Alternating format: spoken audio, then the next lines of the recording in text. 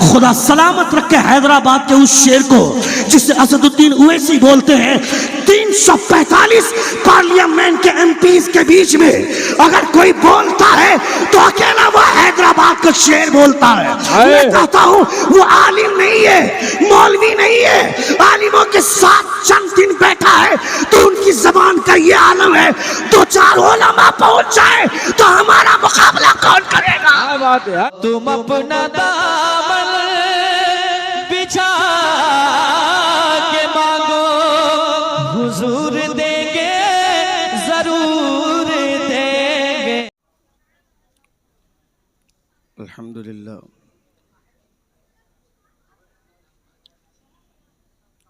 अल्हम्दुलिल्लाहि रब्बिल आलमीन वल आक़िबतु लिल मुत्तक़ीन वस्सलातु वस्सलामु अला सय्यिदिल मुरसलीन व अला आलिहि व सहबिहि अजमईन अम्मा बाद।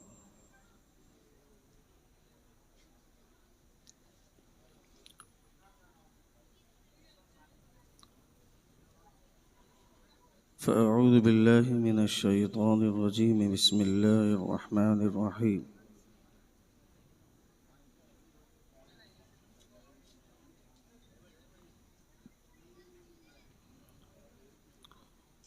वज़्कुर रब्बक फ़ी नफ़्सिक तज़र्रुअन व ख़ीफ़ा व दूनल जहरी मिनल क़व्लि बिलग़ुदुव्वि वल आसाल वला तकुन मिनल गाफ़िलीन। आमन्तु बिल्लाहि सदक़ल्लाहुल अज़ीम व सदक़ रसूलुहुन नबियुल अमीनुल मतीनुल करीम व नहनु अला ज़ालिका लमिनश शाहिदीन वश्शाकिरीन वल्हम्दुलिल्लाहि रब्बिल आलमीन।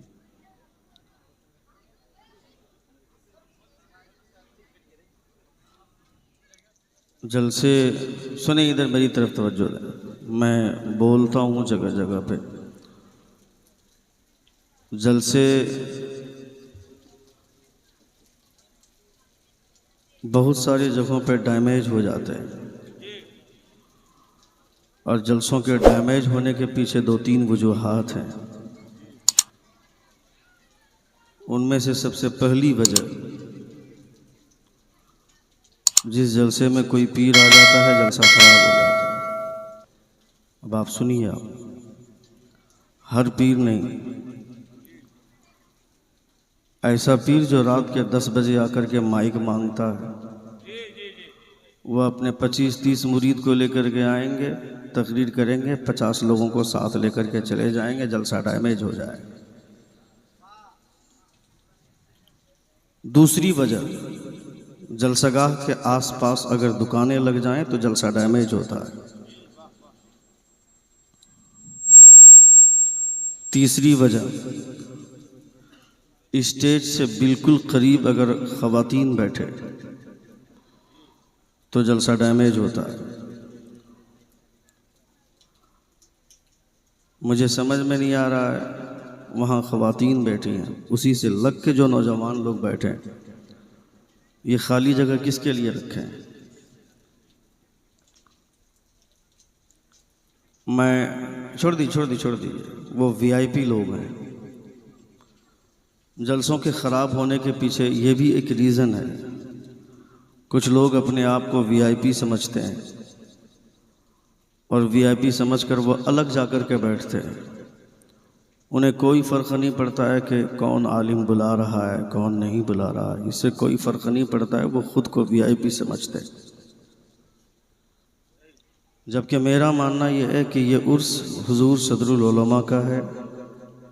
अगर आज के इस प्रोग्राम में सबसे बड़ा वीआईपी अगर कोई है तो हुजूर सदरुल उलमा है। सुबह शाम सादात से रहता है। अभी हम लोग आ रहे थे गाड़ी में, हमारे जुनैद भाई बोल रहे थे कि साहब हम लोग तो सैयदों के ग़ुलाम हैं, सैयदों के कदमों की खाक ने हम लोगों को आसमान की बुलंदी अता फरमाई है। यकीनन हुजूर फरमाते हैं the best of the people. ए भाई साहब, हेलो, दैट्स नॉट फेयर ना। Just I have started my speech. You didn't listen anything. In spite of that, you are going from here. That's not fair, ये बिल्कुल अच्छा नहीं। खिताब सबसे ज्यादा जरूरी चीज है, तकरीर सुननी चाहिए। जब से प्रोग्राम शुरू हुआ है तब से आपने नात खानी सुनी है, तकरीर कब सुनेंगे आप? हुजूर सदरुल उलमा नात खां नहीं थे, मुकर्रिर थे। हुजूर सदरुल अफाजिल नात खां नहीं थे, मुकर्रिर थे, खतीब थे। जिन बुजुर्गों का नाम लेते हैं, हुजूर आला हजरत कौन थे? हुजूर आला हजरत खतीब थे, हुजूर मुजाहिद मिल्लत खतीब थे। हजरत इमाम हुसैन की बात करते हैं, इमाम हुसैन खतीब थे। करबला में 40,000 के मजमे में इमाम हुसैन ने तकरीर की थी। तकरीर सुना था 40,000 लोगों ने, मगर उस तकरीर पे अमल किया था अकेला हजरत हुर ने। तकरीर सुनना चाहिए, तकरीर सुनना हर किसी के मुकद्दर में नहीं होता। अल्लाह रब्बुल इज्जत के प्यारे रसूल फरमाते हैं, हुजूर से बेहतर गुफ्तगू करने वाला कौन? हुजूर से अच्छी जबान रखने वाला कौन? मुस्तफा बोलते हैं तो अल्लाह रब्बुल इज्जत की गुफ्तगू होती है। बात है, जबान मुस्तफा की होती है मगर गुफ्तगू खुदा की होती है। हुजूर फरमाते हैं, the best of the people are the Arabs, the best of the Arab are the Quraysh, the best of the Quraysh are the Banu Hashim, the best of the Banu Hashim is our family. Mustafa फरमाते हैं, दुनिया में सबसे अच्छे लोग अरब के लोग हुआ करते हैं, और अरब में सबसे अच्छे लोग कुरैश के लोग हुआ करते हैं, और कुरैश में सबसे अच्छे लोग बनु हाशिम के हुआ करते हैं, और बनु हाशिम में सबसे अच्छे लोग मेरी फैमिली के लोग हुआ करते हैं। नारे तकबीर, नारे रिसालत, उर्से सदरुल उलमा, खजानुल इरफान कॉन्फ्रेंस, दयारे फिदाए मिल्लत अल्लामा शहाबुद्दीन सकाफी। जब तकरीर नहीं सुनेंगे आप, भाई साउंड आपने कम कर दिया, ये गलत बात है। नहीं, आपने कम किया। रोज हम लोग तकरीर ही माइक से ही खेलते हैं, हमको आप क्या सिखाओगे? एक बार जोर से कहें, पूरा मजमा हाथों को फिजा में लहरा कर कहें या रसूल अल्लाह, और एक बार कहें या हबीब अल्लाह। ये हुजूर की महफिल है। हजरत इमाम कल्यूबी फरमाते हैं कि जबरदस्ती हुजूर की तारीफ किसी के सामने करने की जरूरत नहीं है। जब हुजूर की तारीफ करनी हो तो ऐसे लोगों के सामने हुजूर की तारीफ हो कि जब वो हुजूर का चर्चा सुने तो चेहरे पे मुस्कुराहट छा जाए, चेहरे पे तबस्सुम छा जाए। इतना बड़ा 22 किलो का सर लेकर के जबरदस्ती हुजूर की महफिल में बैठना और बैठ करके हुजूर की तारीफ सुनोगे तो तुम्हें कभी मजा नहीं आएगा। हुजूर की तारीफ जब सुनो तो चेहरे पे शादाबी होनी चाहिए, चेहरे पे ताजगी होनी चाहिए, दिल का दरीचा खुला हुआ होना चाहिए। यह तसव्वुर करना चाहिए कि मुस्तफ़ा जान रहमत की बात हो रही है। मेरी तकरीर के दरमियान में अगर 50 बार भी कोई कॉल कर दे, खबरदार फोन को रिसीव मत करना। बाद में तुमको कहेगा मैंने 25 मरतबा 50 मरतबा तुमको कॉल किया, तुमने रिसीव क्यों नहीं किया? उसे कह देना कि उस वक्त मैं मुस्तफ़ा की बातें सुन रहा था, उस वक्त मैं हुजूर की बातें सुन रहा था। दुनिया की तमाम बातें एक तरफ और मुस्तफ़ा की बातें एक तरफ, दुनिया की तमाम बातों पर मुस्तफ़ा की बातें भारी। नारे तकबीर, नारे रिसालत, जिक्र मुस्तफ़ा, उर्से सदरुल उलमा। ये मेरे हुजूर की बातें। जब रसूल वक़ार सल्लल्लाहु तआला अलैहि वसल्लम की बातें हो तो चेहरे पे शादाबी होनी चाहिए, चेहरा खुला हुआ होना चाहिए कि आमना के लाल की बातें हो रही है, मुस्तफ़ा जान रहमत सल्लल्लाहु तआला अलैहि वसल्लम के घर वालों की बात हो रही है।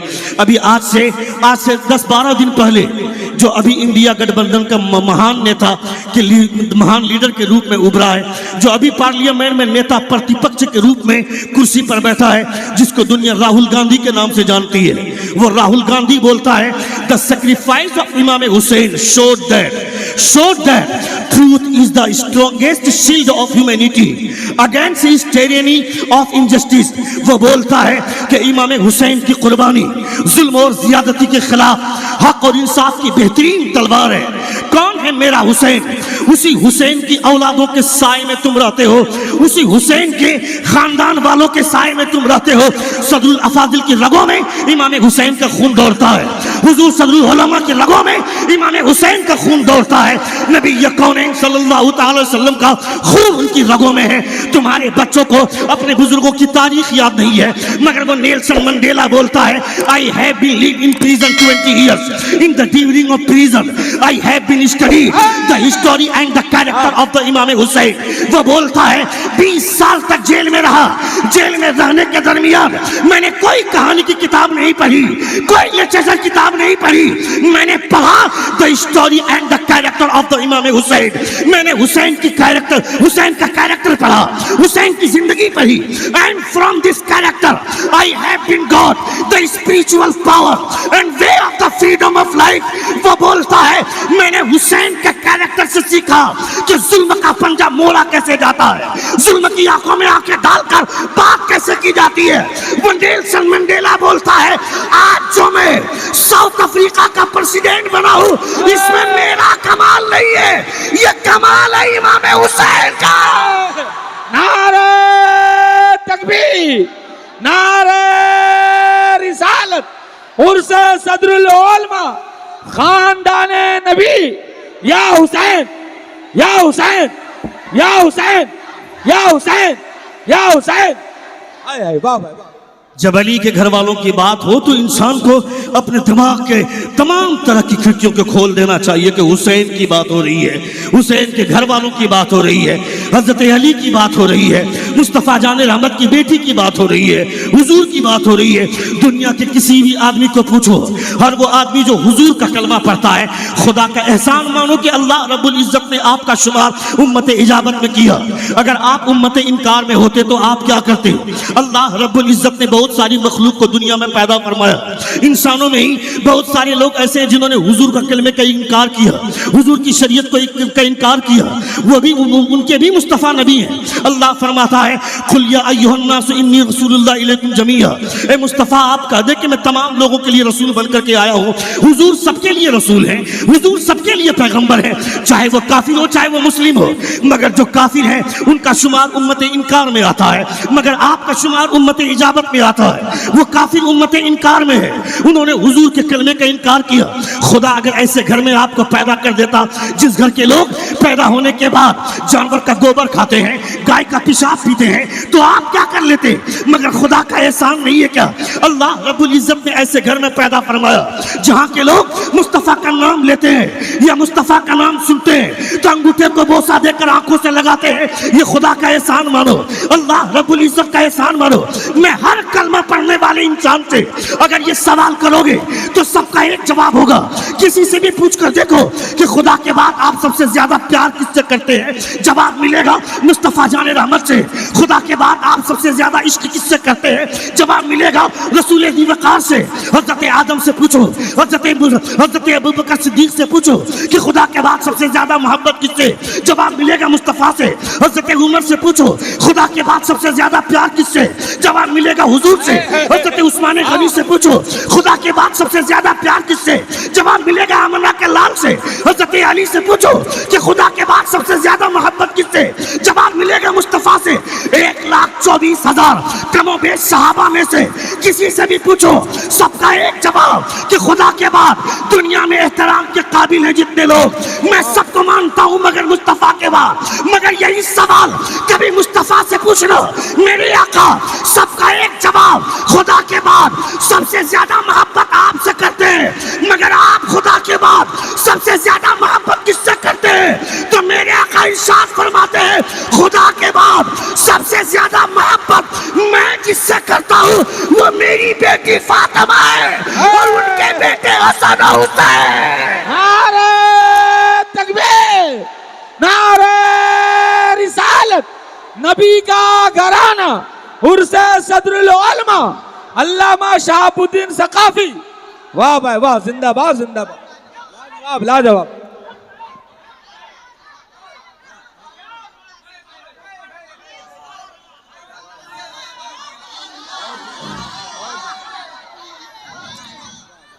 The best of the people are the Arabs. The best of the Arabs are the Quraysh. The best of the Quraysh are the Banu Hashim. The best of the Banu Hashim is our family. हुजूर फरमाते हैं कि दुनिया में सबसे अच्छे लोग अरब के लोग, अरब में सबसे अच्छे लोग कुरैश के लोग, कुरैश में सबसे अच्छे लोग बनु हाशिम के लोग, और बनु हाशिम में सबसे अच्छे लोग मेरी फैमिली के लोग हुआ करते हैं। ये आमना के लाल कहते हैं। मुस्तफ़ा जान रहमत सल्लल्लाहु ताला अलैहि वसल्लम का इरशाद गिरामी है। मैं आपसे कहता हूँ अगर आप तकरीरें नहीं सुनेंगे, खिताब नहीं सुनेंगे, नदीम फैजी किन्नाब आप क्या, आप ही नहीं, आवाम तो आवाम खवास लोग भी उतनी ही तबीयत के साथ उनकी नात खानी सुनते हैं। बड़ी बहुत बहुत बहुत अच्छी आवाज़ के मालिक हैं, बहुत हसीन लबो लहजे। सबसे बड़ी चीज़ है कि वो बाजारू अंदाज में नहीं, जैसे कि बाकी नात खानों को हम देखते हैं, माइक लेकर कभी इधर घूम गया, कभी इस कोने पे चला गया, कभी उस कोने पे चला गया, जैसे आज की तारीख में स्टेजों का हाल है। अल्लाह रब्बुल इज्जत ऐसे बाजारू नात खानों से बचाए। मगर अल्लाह रब्बुल इज्जत ने नदीम फैजी को वो मलका अता फरमाया कि आवाज के जरिए वो खेलते हैं माइक पर, इसी को तो फनकारी बोलते हैं, इसी को तो कलाकारी बोलते हैं। मगर नात पढ़ना अपने बलबूते पर नहीं, जिसको हुजूर चाहते खुदा उसे नात खा बना दिया करता है। ये मुस्तफा की इनायत है। नहीं देखा तुमने क्या, रात के सन्नाटे में हजरत उमर फारूक रज़ियल्लाहु ताला अन्हु एक औरत की आवाज सुनते हैं, दरवाजा खोलते हैं, कहा मैंने अभी अभी एक आवाज सुनी। कौन सी आवाज थी? वो खातून बोलती है कि मैं हुजूर की नात पढ़ रही थी। हजरत उमर फरमाते वो नात सुनाओ। वो खातून शर्माती है। हजरत उमर फरमाते नात सुनाओ। वो खातून बोलती है मैं नहीं सुनाऊंगी, मुझे अच्छा नहीं लग रहा, आप सुनने की जिद क्यों कर रहे हैं? हजरत उमर फरमाते हैं वो इसलिए ताकि नात पढ़ने की बरकत से कल कयामत में तेरी मगफिरत हो जाए, तो नात सुनने की बरकत से कयामत में मेरी मगफिरत हो जाए। वाह वाह वाह वाह। नात की बरकतें, ये नात का सदका है। मगर जहां नात आप तबीयत के साथ सुनते हैं, तकरीर कौन सुनेगा? तकरीर आपका बाप आकर नहीं सुनेगा, तकरीर भी आपको ही सुनना चाहिए। अगर नात से दिलचस्पी है तो तकरीर भी समझना होगा। तकरीर में भी कोई खतीब बोलता है तो हुजूर की बात बोलता है, इसका मतलब तुमने नात का मतलब नहीं समझा, नात का मफहूम नहीं समझा। जो शायर बोलता है वो भी नबी की नात है, जो खतीब बोलता है वो भी नबी की नात है। अगर मैं अपने बाप की बात करूं तो मेरी कोई जरूरत नहीं है, मगर मैं अगर हुजूर की बात करूं तो मेरी बातें सुननी चाहिए। नबी कौनैन सल्लल्लाहु अलैहि वसल्लम की बात हो तो सुनना चाहिए। एक पंडित बोलता है, एक पंडित हरिचंद, वो मंदिर में जो घंटियां बजाता है, मंदिर में लोगों को गीता का पाठ पढ़ाता है, रामायण का श्लोक पढ़ाता है, वो पंडित बोलता है, पंडित हरिचंद बोलता है एक अरब ने आदमी का बोल बाला कर दिया, खाक के जर्रों को हमदोशे सुरैया कर दिया, खुद न थे जो राह पर औरों के हादी बन गए, क्या नजर थी जिसने मुर्दों को मसीहा कर दिया? वो मेरे मुस्तफा जान रहमत की नजर थी। अल्लाह रब्बुल इज्जत ने हुजूर को इतना बाकमाल बनाया, हुजूर के कदमों के सदके में अल्लाह रब्बुल इज्जत ने इन बुजुर्गों को इतना बाकमाल बनाया। आपको तो जिंदगी भर अपने मुकद्दर पर नाज करना चाहिए, मगर आप सोचते नहीं है आपको तो मुकद्दर से मिल गई इन बुजुर्गों की बारगाहें, इनकी चौखट मिल गई मुकद्दर से, मगर आप इसका लिहाज नहीं करेंगे, इसका एहतराम नहीं करेंगे। आपकी बेटियां बाजार में चलेंगी तो उसके सर पे दुपट्टा नहीं रहेगा, आपकी बेटियां बाजार में चलेंगी हुस्न की नुमाइश करेंगी, उसे कब समझाओगे? जिस सदरुल उलमा की बारगाह में रहते हो, उसी सदरुल उलमा की नानी जान हज़रत फातिमा ज़हरा रज़ियल्लाहु ताला अन्हा, उनकी बेटी सैयदा ज़ैनब, जब उनके सर से यजीदियों ने दुपट्टा छीना था, हज़रत सैयदा ज़ैनब ने अपनी तमाम जुल्फों को अपने चेहरे पे डाल लिया, इस ख्याल से ताकि किसी यजीदी कुत्ते की निगाह मेरे चेहरे पर न पड़े। इसे पर्दादारी बोलते हैं, इसे हयादारी बोलते हैं। मगर तेरी बेटी बाजार पे चलेगी, बाप को भी अच्छा लगता है, भाई को भी अच्छा लगता है, शौहर को भी अच्छा लगता है। वलीमे में तेरी बीवी जाएगी, अपने हुस्न की नुमाइश करेगी, तेरी बहन जाएगी, हुस्न की नुमाइश करेगी। मैं कहता हूँ ये जलसा है ना, हुजूर सल्लल्लाहु अलैहि वसल्लम का उर्स है। यहाँ जो औरतें कुर्सी पर बैठी है, किसके चेहरे पे नकाब है? किसका चेहरा छिपा हुआ है? कौन नकाब पहन के आई है? क्यों बुर्का पहन के नहीं आई है? मैं कहता हूँ मुस्तफा का कलमा पढ़ने वाली है, तुम्हें अपना हुस्न दिखाने की जरूरत क्या है? फ्रंट में बैठ करके अपने चेहरे को दिखाने की जरूरत क्या है? तुम्हें नकाब पहनना चाहिए। तुमने नहीं देखा क्या वो ईसाई लड़की रोजाना ऑफिस जाती है जॉब करने के लिए, रोजाना चौराहे पर आवारा लड़के छेड़ते हैं। वाह क्या चेहरा है, वाह क्या जुल्फे हैं, वाह क्या माल है। उसकी एक सहेली मुसलमान नाम की फातिमा नाम की लड़की, मुसलमान लड़की है, उसकी एक सहेली है, उसको आकर बोलती है मेरी तबीयत नहीं चाहती है कि मैं जॉब करूं। कहा किस बात के लिए? कहा रोजाना चौराहे पर आवारा लड़के खड़े रहते हैं, मुझे छेड़ते हैं, मेरी बूढ़ी माँ है, उसकी किफालत की जिम्मेदारी है, मेरे दो छोटे छोटे भाई हैं, उनको पेट भरने की जिम्मेदारी है, वरना मेरी तबीयत नहीं चाहती कि जॉब करूं। कहा हुआ क्या है? कहा रोजाना आवारा लड़के मुझे छेड़ते हैं, कभी टांगों की बात करते हैं, कभी जुल्फों की बात करते हैं, कभी चेहरे की बात करते हैं। वो फातिमा नाम की लड़की, उसने कहा परेशान मत हो, अपना बुर्का दे दिया, कहा ये बुर्का पहनकर कल जाना। वो ईसाई लड़की है, फातिमा नाम की लड़की का बुर्का पहनकर जाती है, वही चौराहा है, वही लड़की है, वही आवारा लड़के हैं। जब ये लड़की चौक पर पहुंचती है, वो आवारा लड़के बोलते हैं रास्ता दे दो, किसी इज्जतदार घराने की खातून जा रही है। नारे तकबीर, नारे रिसालत, मजहबे इस्लाम, नबी का घराना, उर्से सदरुल उलमा, वाह वाह वाह। रास्ता दे दो। किसी इज्जतदार घराने की खातून जा रही है, वो लड़की गई अपना जॉब अपनी ड्यूटी कंप्लीट करके वापस लौटी, अपने दोनों छोटे भाइयों से वह भाइयों के जरिए बुर्का वापस भेज दी। दूसरे दिन का सूरज तुलू होता है, सुबह की सफेदी नुमादार होती है, ऑफिस जाने का टाइम आता है। इधर नहीं तवज्जो दे, ऑफिस जाने का टाइम होता है। दरवाजे पर दस्तक दिया, फातिमा ने दरवाजा खोला। दरवाजा खोलते ही फातिमा बोलती है, नकाब चाहिए, बुर्का चाहिए, टेबल पे रखा हुआ है, ले लो।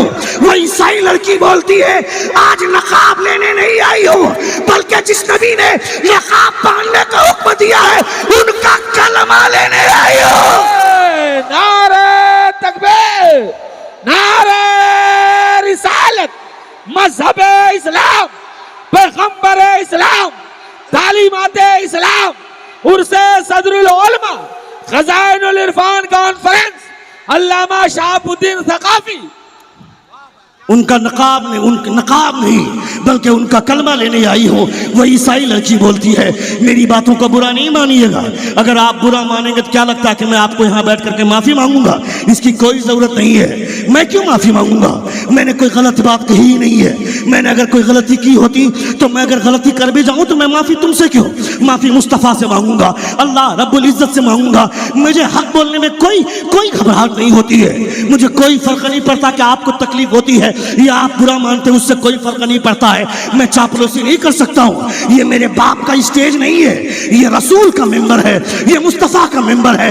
जब तक कुरान की तिलावत नहीं होती है ये स्टेज होता है, इसमें कोई भी बैठ सकता है, चाहे वो नेता खड़ा होकर के पेशाब करता है वो भी आकर बैठेगा, एमएलए या एमपी वो भी आकर बैठ सकता है, जब तक कुरान की तिलावत नहीं हुई थी। मगर जैसे ही कुरान की तिलावत हो गई अब कोई खड़ा होकर पेशाब करने वाला एमएलए नहीं बैठेगा, कोई एमपी नहीं बैठेगा, वो बैठेगा जिसके सीने में हुजूर का इल्म होगा, जिसके सीने में कुरान की दौलत होगी, जिसके सीने में मुस्तफा का इल्म होगा। है जिंदाबाद जिंदाबाद जिंदाबाद, लाजवाब है, लाजवाब लाजवाब, वाह, जिंदाबाद जिंदाबाद। क्या पैगाम है भाई, वाह। सुन रहे हैं आप, सुन रहे हैं? कितने लोग सुन रहे? जरा हाथ उठाकर कहें या रसूल अल्लाह, और एक बार कहें या हबीब अल्लाह। अल्लाह रब्बुल इज्जत का बेपनाह करम। बहुत अच्छा बज रहा है, बहुत अच्छा बजा रहे हैं आप। शुरू में थोड़ी सी घबराहट हुई मगर बाद में फिर आपने साउंड खोला, बहुत अच्छा लगा। एक बार जोर से पूरा मजमा हाथों को फिजा में लहराकर कहें या रसूल अल्लाह, और एक बार कहें या हबीब अल्लाह। हुजूर की महफिल में, जब हुजूर सल्लल्लाहु तआला अलैहि वसल्लम की महफिल में बैठे, खास तौर पर आराब की तकरीब में जब भी आप जाएं तो ख्याल रखें कि बुजुर्गों की बारगाह है। उलमा फरमाते हैं, when you want to visit to the वली of Allah, keep your eyes down, because awliya of Allah they do not read your face but the status of heart। हमारे उलमा फरमाते जब किसी वली की बारगाह पे हाजिरी दो तो खबरदार खबरदार अपनी निगाह नीची रखना, अपने दिल की हिफाजत करना, इसलिए कि औलिया अल्लाह तुम्हारे चेहरे को नहीं तुम्हारे दिलों की हालत को जानते हैं, तुम्हारे दिलों का स्टेटस जानते हैं। इसलिए वलियों की बारगाह में यहाँ भी आकर के आदमी मजाक करता है, वलियों की बारगाह में भी आकर के आदमी खिलवाड़ करता है, बोलता है कि मेरे पड़ोस में एक आदमी का मकान 3 मंजिला है, मुझे 4 मंजिला मकान मिल जाए। एक साहब मेरे पड़ोस में एक आदमी के पास वैगनर कार है, मुझे ब्रेजा लेने की ताकत दे दीजिए। जिन बुजुर्गों ने दौलत को लात मार कर ये मकाम हासिल किया है, चाहते तो आले पैमाने के साथ शाहाना शानबान के साथ बड़े ठाट बाट के साथ मुरादाबाद में रह सकते थे, मगर दुबराजपुर में जिस इलाके को कोई नहीं जानता था, यहाँ आकर बसने की क्या जरूरत थी? यहाँ आकर के अपनी पूरी जिंदगी सर्फ क्यों कर दी? यहाँ आपकी इसी की जमीन को, इसी मिट्टी को अपनी आरामगाह बनाने का मतलब क्या है? दुबराजपुर ये वो धरती है जिस धरती का पूरा हिंदुस्तान जानता है। किस वजह से? यहाँ की बिल्डिंग की वजह से नहीं, यहाँ के हाईवे की वजह से नहीं, यहाँ की खूबसूरती की वजह से नहीं, यहाँ की माइंस वाली जमीन की वजह से नहीं, कोयले की वजह से तुमको नहीं पहचाना जाता है, तुम्हारे हाईवे की वजह से तुमको नहीं पहचाना जाता है, तुम्हारी बिल्डिंग की खूबसूरती की वजह से नहीं, तुम्हें इसलिए पहचाना जाता है कि फातिमा का खून यहाँ लेटा हुआ है, तुम्हें इसलिए पहचाना जाता है कि अली का खून यहाँ आराम कर रहा है। वाह वाह वाह, अली का जिंदाबाद। खून यहाँ आराम कर रहा है। अल्लाह रब्बुल इज्जत का बेपनाह करम है कि आपका ताल्लुक ऐसे बुजुर्गों से है। जिंदाबाद जिंदाबाद जिंदाबाद, नारे तकबीर, हाथों को उठाकर जवाब दे, नारे तकबीर, नारे रिसालत, उर्से सदरुल उलमा खजानुल इरफान कॉन्फ्रेंस नबी का घराना अल्लामा शहाबुद्दीन सकाफी साहब किबला। अल्लाह रब्बुल इज़्ज़त का बेपनाह करम है, रसूल दी वक़ार सल्लल्लाहु तआला अलैहि वसल्लम का बेपनाह शुक्र एहसान है। अपने बच्चों को बताएं, अपने बुजुर्गों का कैरेक्टर बताएं, कभी घर में बैठ करके आप बताएं कि हुजूर सदरुल उलमा कौन थे। अगर बाहर से कोई आदमी आ जाए, दुबराजपुर की शोहरत है, दुबराजपुर का एक नाम है, इस्लामपुर का एक नाम है, इसका एक वक़ार है। बाहर से कोई आदमी विजिट करने के लिए आ जाए और आपके किसी भी मोहल्ले के किसी भी नौजवान को खड़ा करके पूछ दे कि हुजूर सदरुल अफाजिल कौन थे, हुजूर सदरुल उलमा कौन थे, तो वो बच्चा खड़ा होकर के कहेगा कि मुझे नहीं मालूम, मैं मूर्ख आदमी हूँ, चलिए मौलाना साहब से मिलाते हैं। मैं कहता हूँ बेवकूफ़, अगर सारी बातें मौलाना ही बताएंगे तो 25 साल से तुम तकरीरों में क्या सुन रहे थे? 25 साल से तकरीरें हो रही हैं, हर साल मुक़र्रिर तकरीर करता है, हर साल खतीब खिताब करता है और हर साल हुजूर सदरुल अफाजिल पे बात होती है, हुजूर सदरुल उलमा पे बात होती है। इसका मतलब है कि तुम तकरीरें इस कान से सुनते हो। बोलूं बोलूं अभी 5-10 मिनट बोलूं? कितने लोग सुन रहे, जरा हाथ उठा कर कहें, एक बार जोर से कहें या रसूल अल्लाह, और एक बार कहें या हबीब अल्लाह। अल्लाह फरमाता वज़कुर रब्बका फी नफ्सिक तदर्रुअन व खीफा वदून अल जहरी मिनल क़व्ली बिल गुदुव्वी वल आसाल। अपने रब को याद करो। खुदा को याद करने के लिए कोई ज़रूरी नहीं कि 25,000 का साउंड सिस्टम हो, 40,000 का पिंडाल और शामियाना हो, 30,000 रुपये की लाइटिंग हो, कोई ज़रूरी नहीं है। खुदा को याद करने के लिए अपने घर के कोने में, एक कोने में बैठ जाओ।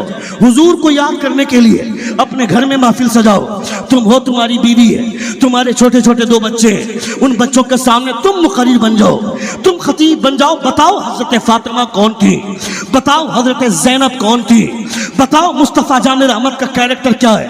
क्यों तुम्हारा बेटा खड़ा होकर पेशाब करता है? क्यों तुम्हारा बेटा चौराहे पर बैठकर पबजी और फ्री फायर खेलता है? क्यों तुम्हारा बेटा अपनी जिंदगी जुआ के अड्डे पर बैठकर बर्बाद कर रहा है? अभी IPL का सीजन खत्म हुआ, उसके बाद 2020 का वर्ल्ड कप खत्म हुआ। सारे नौजवानों को हमने देखा चौराहे पर बैठ करके, चौराहे पर खड़ा होकर के ड्रीम 11 में टीम बनाता है, बोलता है तुमने किसको लिया, तुमने कप्तान किसको बनाया, तुमने किस खिलाड़ी को चुना। सब ये सोचते हैं कि करोड़ रुपए की मेरा नंबर आ जाएगा, मैं करोड़पति बन जाऊंगा, अरबपति बन जाऊंगा। ए जाहिल, वो जो ड्रीम 11 से पैसे आएंगे वो पैसे तेरे बाप के हैं क्या? वो पैसे हराम के हैं। वो पैसा तेरा बेटा खाएगा तो तेरा बेटा तुझे कल्लाम नहीं मारेगा तो क्या तुझे सर पे बिठाएगा? अपने बेटे के पेट में हराम का लुकमा डालेगा, वो बेटा कभी बाअदब नहीं बनेगा, वो बेटा बेअदब बनेगा। अपने बेटों को बर्बाद कर दिया। अभी तुमने देखा ना, अभी एक गेम चालू हुआ, एविएटर गेम, अभी एविएटर गेम, यानी जब मोबाइल खोलो तो किसी न किसी जुए का प्रचार हो रहा है। अभी रिसेंट में एक प्रचार बड़ी जोरों शोर से चला आ रहा है, एविएटर गेम का प्रचार, कि वो अनिल अंबानी जिसकी शादी हुई, वो शादी में 40,000 करोड़ उस जालिम ने खर्च किया।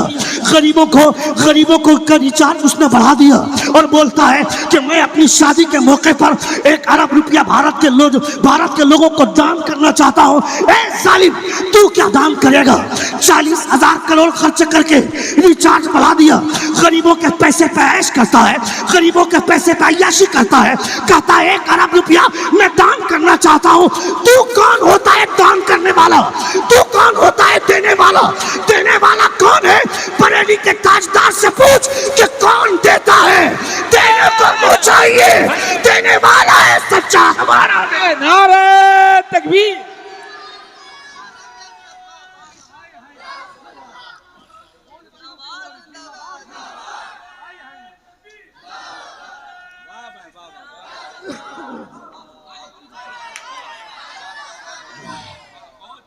कौन देता है? देने को मुँह चाहिए, देने वाला है सच्चा हमारा नबी। तू कौन देने वाला है? मेरे करीम से अगर कतरा किसी ने मांगा, दरिया बहा दिए हैं, दुर्बे बहा दिए हैं। वो मेरे हुजूर की जात है, वहां दामन छोटा पड़ जाता है, मगर देने वाला नजर आए ना आए, देने वाला इतना दे देता है कि लेने वालों का दामन छोटा पड़ जाता है। वो मेरे हुजूर की जात है, वो मुस्तफ़ा जान रहमत की जात है। तूने गरीबों के पैसे पर अय्याशी की, मैं कहता हूं कमाल की बात तब होती कि तेरी शादी में गरीब भी आते, तेरी शादी में सिर्फ अरबपति लोग हैं, तेरी शादी में करोड़पति है, तेरी शादी में बॉलीवुड के स्टार है, तेरी शादी में वो क्रिकेटर है, तेरी शादी में गरीब कहां दिखा, तेरी शादी में झोपड़पट्टी में रहने वाले लोग कहां दिखे। शादी करनी हो तो ऐसी शादी कर जिसमें गरीब भी दिखे, अमीर भी दिखे। यानी इसी मौके से, इसी मौके को देखते हुए नबी ये कौनैन ने कहा था, यानी आने वाले दौर में अमीर लोग अपनी इमारत पर नाज करेंगे, अपने अपने दौलत पर नाज करेंगे। इसीलिए हुजूर ने फरमाया था कि अगर कोई गरीब है तो गरीबी की वजह से अगर परेशान हो रहा है तो मुस्तफा फरमाते हैं खबरदार घबराना नहीं। हुजूर फरमाते हैं कल कयामत के मैदान में अमीर हिसाब देता रह जाएगा और अमीरों से 500 बरस पहले गरीब मेरे साथ जन्नत में चला जाएगा। वाह वाह वाह, जिंदाबाद जिंदाबाद भाईबान। ये हुजूर फरमाते हैं अमीरों से 500 बरस पहले गरीब मेरे साथ जन्नत में चला जाएगा। ये मुस्तफ़ा फरमाते हैं। कौन गरीब?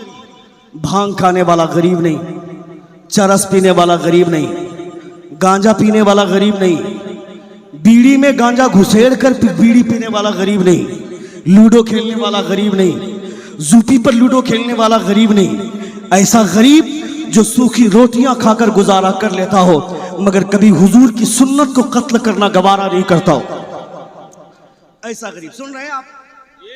बातें अच्छी लग रही हैं? एक बार पूरा मजमा अपने दोनों हाथों को फिजा में लहरा कर कहें या रसूल अल्लाह, और एक बार कहें या हबीब अल्लाह। अल्लाह रब्बुल इज्जत का बेपनाह करम है कि रसूल दी वक़ार सल्लल्लाहु तआला अलैहि वसल्लम की महफिल में बैठकर आप हुजूर की बातें सुन रहे हैं। अपने बच्चों को मुस्तफ़ा का दीन समझाना बहुत ज़रूरी है, अपने बच्चों को हुजूर का कैरेक्टर बताना ज़रूरी है, अपने बुजुर्गों की तारीख बताना बहुत ज़रूरी है, वरना आने वाला दौर इतना संगीन आ रहा है कि आपका बेटा आपको पहचानेगा नहीं। जो 24 मरतबा जो पीर साहब की बारगाह में जाते हैं कि हजरत एक तावीज़ दे दीजिए मेरा बेटा फरमाबरदार बन जाए, मेरा बेटा मुझसे ऊंची आवाज़ में बात करता है, अपनी माँ को गाली देता है, अभी पीर साहब का तलबा समझ में आ रहा है, अभी पीर साहब के बारगाह में जाकर तावीज़ के लिए चक्कर लगाता है। मगर पीर साहब 50 मरतबा तुमको बोलते तो अपने बच्चों को मदरसे में भेजो, अपने बच्चों को जामिया नईमिया में दाखिल करवाओ ताकि तुम्हारा बच्चा दीन सीखे, तुम्हारा बच्चा मुस्तफ़ा का इल्म हासिल करे, हुजूर की शरीयत का कानून समझे। मगर तुमने अपने बच्चों को दाखिल नहीं कराया, अपने बच्चों को एडमिशन नहीं दिलाया, अपने बच्चों को पढ़ाया नहीं। मेरा बेटा डॉक्टर बनेगा, इंजीनियर बनेगा, प्रोफेसर बनेगा। अब तो मौलवियों की भी यही ख्वाहिश हो गई, अब मौलवी लोग भी अपने बच्चों को नहीं पढ़ाना चाहते हैं। मौलवी का बच्चा भी इंग्लिश मीडियम में पढ़ेगा, पीर साहब का बेटा भी इंग्लिश मीडियम में पढ़ेगा, यानी उसके दिमाग में भी ये बात बैठ गई मेरा बेटा डॉक्टर बनेगा, इंजीनियर बनेगा, प्रोफेसर बनेगा। तो हुजूर का दीन कौन संभालेगा? हुजूर की शरीयत का पाठ लोगों तक कौन समझाएगा? अगर मौलवी भी यही समझने लगेगा कि मेरा बेटा डॉक्टर बन जाएगा, मेरा बेटा इंजीनियर बन जाएगा, डॉक्टर बनाओ, इंजीनियर बनाओ, प्रोफेसर बनाओ, सब कुछ बनाओ, मगर डॉक्टर बनाने से पहले उसे इतना इल्म होना चाहिए कि जब वो इंग्लिश बोले तो इंग्लिश बोलते बोलते अगर कोई इंग्लिश में हुजूर के दीन के खिलाफ बोल रहा हो तो इंग्लिश के जरिए वो उसका जवाब दे सके। अभी टीवी चैनल पर बैठकर मुर्गों की लड़ाई हो रही है ना, अब ये मीडिया वाले कब पिंजरे के अंदर दाखिल हो गए, अब ये मीडिया वाले बिलों के अंदर घुस गए हैं, क्योंकि इंडिया गठबंधन के जरिए जब भारत के लोगों ने उसका गुरूर तोड़ा, 400 पार का नारा लगाकर यह कह रहा था कि हम भी सबसे बड़े हीरो हैं। खबरदार खबरदार, मुसलमान थोड़ा सा जाग जाए तो हिंदुस्तान का नक्शा बदल दे, मुसलमान पूरा जाग जाएगा तो सोचो पूरी दुनिया का नक्शा बदल सकता। वाह वाह वाह, जिंदाबाद जिंदाबाद, जोर से बोले, सुभान अल्लाह, जोर से बोले, जोर से बोले।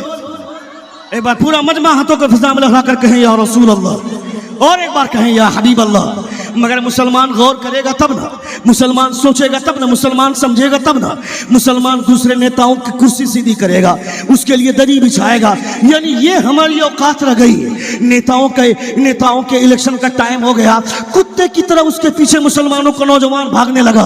1 लीटर पेट्रोल के चक्कर में कुत्ता बन गया मेरा नौजवान, जो मजमे में बैठ करके नारे तकबीर नारे रिसालत बोलता है, जो आलिमों के बीच में बैठ करके बातें करता है, इलेक्शन का टाइम आता है तो वो भी कुत्ता बन जाता है। वो भी इलेक्शन के टाइम में 1 लीटर अपनी गाड़ी में पेट्रोल डलवाने के चक्कर में दिन भर नेताओं का चक्कर लगाता है और कहता है कि वो मेरा लीडर है और वो मेरा लीडर है।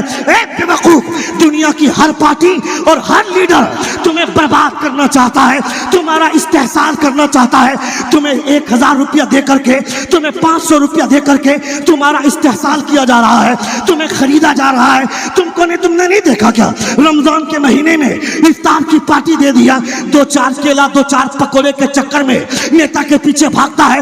उस नेता को बता, रोजा हमने रखा है अपने खुदा के लिए। जब खुदा ने सहरी का इंतजाम किया है तो वही खुदा मेरे लिए इफ्तार का भी इंतजाम कर। नारे तकबीर, नारे रिसालत, मजहब इस्लाम, पैगंबर इस्लाम, उर्से सदरुल उलमा, खजानुल इरफान कॉन्फ्रेंस, फैजाने हुजूर फिदाए मिल्लत अल्लामा शहाबुद्दीन सकाफी इफ्तार की पार्टी देकर के मुझे खरीदना चाहता है। तू मुझे खरीद सकता है, दुनिया के लोग तुम्हें खरीदना चाहते हैं। कोई तुम्हारे हक की बात नहीं करता है, कोई तुम्हारे पावर की बात नहीं करता है, तुम्हारे इख्तियार की बात कोई नहीं करता है, तुम्हारे इख्तियार की बात कोई नहीं करता है। हर कोई तुम्हें इस्तेहसाल कर रहा है, तुम्हारी कमजोरी को खरीद कर वो तुम्हें अपना गुलाम बनाना चाहता है। खुदा सलामत रखे हैदराबाद के उस शेर को जिसे असदुद्दीन ओवैसी बोलते हैं। 345 पार्लियामेंट के एमपीज के बीच में अगर कोई बोलता है तो अकेला वो हैदराबाद का शेर बोलता है। मैं कहता हूं वो आलिम नहीं है, मौलवी नहीं है, आलिमों के साथ चंद दिन बैठा है तो उनकी जबान का ये आलम है। 2-4 उलमा पहुंच जाए तो हमारा मुकाबला कौन करेगा? क्या बात है, वाह वाह वाह वाह वाह।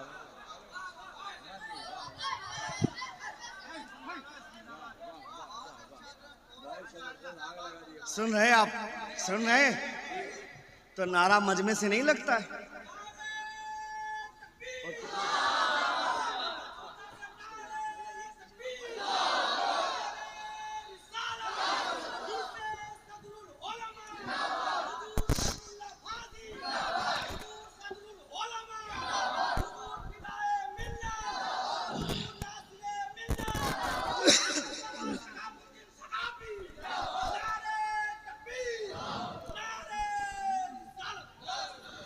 Allah has created some people to serve its creature.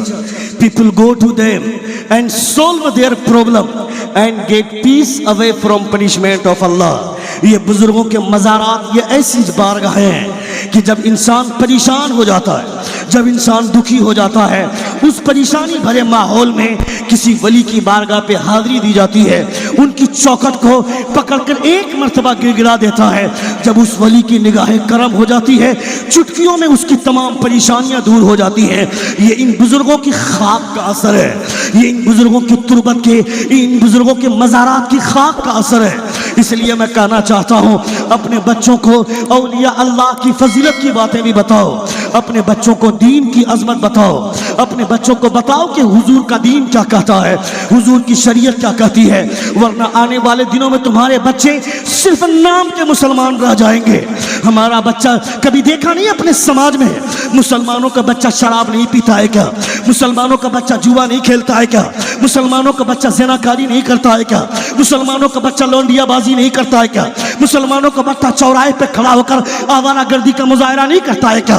कल मुसलमानों की बस्तियों की पहचान थी, जिस गली से गुजर जाओ मुसलमानों में कुरान की तिलावतों की आवाज़, नात पढ़ते हुए बच्चे, वो बच्चे जिनके सरों पे टोपियां है, नौजवानों के चेहरे पे दाढ़ी है, मुसलमान औरतों की, उस मुसलमान औरतों का चेहरा देखने के लिए लोगों की निगाह तरसती थी। मगर आज के डेट में मुसलमानों की बस्ती की पहचान, जिस मोहल्ले में नौजवान बच्चे कैरम बोर्ड खेलते हुए दिख जाए समझ लेना मुसलमान की बस्ती है, लूडो खेलते हुए दिख जाए समझ लेना मुसलमान की बस्ती है, चौराहे पर रात के 12 बजे तक अड्डाबाजी करें समझ लेना मुसलमान की बस्ती है। मुसलमानों की औरतें अपने घर के मेन दरवाजे पर बैठकर, एक औरत बैठी हुई है, उसके पीछे 4 औरत बैठकर उसके बाल से जो चुन रही है समझ लेना मुसलमान की बस्ती है। ये घिनौनी तारीख आज हमारी हो गई है। कल जिसकी एक झलक पाने के लिए लोगों की निगाहें तरसती थी, मुसलमानों ने अपनी तहजीब खराब कर दी, अपनी आज़ादी का गलत इस्तेमाल करके मुसलमानों अपनी अपनी पहचान खो दी। मैं कहता हूँ ये बातें कौन बताएगा? कभी तुमने सोचा अपने घर के माहौल को कैसे बदलें, अपने घर का समाज कैसे बदलें, मेरे घर का माहौल कैसे बदलेगा, मेरे घर की फिजा कैसे बदलेगी? मेरे घर में 10 लोग हैं, उन 10 लोगों में से एक आदमी भी नमाज नहीं पढ़ता है और सोचते मुंह खोले खुदा आसमान से रसगुल्ला गिराए सीधे मेरे मुंह पे गिरे। ए जालिम, अपने आप को कभी सोचता नहीं है, कभी खुदा के लिए सर को नहीं झुकाता है। मेरा बेटा मैट्रिक के एग्जाम में बैठा है, पीर साहब एक तावीज दे दीजिए ना, मेरा बेटा कामयाब हो जाए। मेरा बेटा इंटर के फाइनल ईयर में है, एक तावीज दे दीजिए ना, मेरा बेटा कामयाब हो जाए। मेरा बेटा पीजी का एग्जाम दे रहा है, ये लास्ट ईयर है, एक तावीज दे दीजिए ना, मेरा बेटा कामयाब हो जाए। मैं कहता है जालिम, अपने बेटे की कामयाबी के लिए 50 मरतबा पीर साहब का चक्कर काटता है, इमाम साहब के तलवे चाटता है, मौलवी का चक्कर काटता है, मगर दिन भर में रोजाना 5 मरतबा कामयाबी तुम्हें अपने पास बुलाती है। हय्या अल सलाह, आओ नमाज की तरफ, हय्या अल फलाह, आओ कामयाबी की तरफ, मगर कान में रुई डालकर सोया रहता है। मैं कहता हूँ खबरदार खबरदार, किसी के पास जाने की जरूरत नहीं है। मुअज्जिन की आजान सुनकर अपने बच्चों को और खुद को भी मस्जिद में ला और अपने सर को सजदे में झुका। तू यहाँ सर को सजदे में झुकाएगा, खुदा तेरे बेटे को अव्वल नंबर की कामयाबी देकर घर दे। नारे तकबीर, नारे रिसालत, उर्से सदरुल उलमा, खजानुल इरफान कॉन्फ्रेंस, फैजाने हुजूर फिदाए मिल्लत। अल्लाह रब्बुल इज़्ज़त का बेपनाह करम है, बेपनाह एहसान है। बहुत अच्छा आप लोगों ने सुना, बहुत अच्छी समाअत आपकी रही। अल्लाह रब्बुल इज़्ज़त आपके जज्बात को सलामत रखे, आपके एहसासात को सलामत रखे। इंशाअल्लाह ताला फिर कभी ज़िंदगी ने वफ़ा की तो गुफ्तगू होगी। अस्तग़फिरुल्लाह रब्बी मिन कुल्लि ज़म्बिन व अतूबु इलैह। ज़ोर से कलमे शहादत पढ़िए, अशहदु अल्ला इलाहा इल्लल्लाह व अशहदु अन्ना मुहम्मदन अब्दुहु व रसूलुहु। अस्सलामु अलैकुम।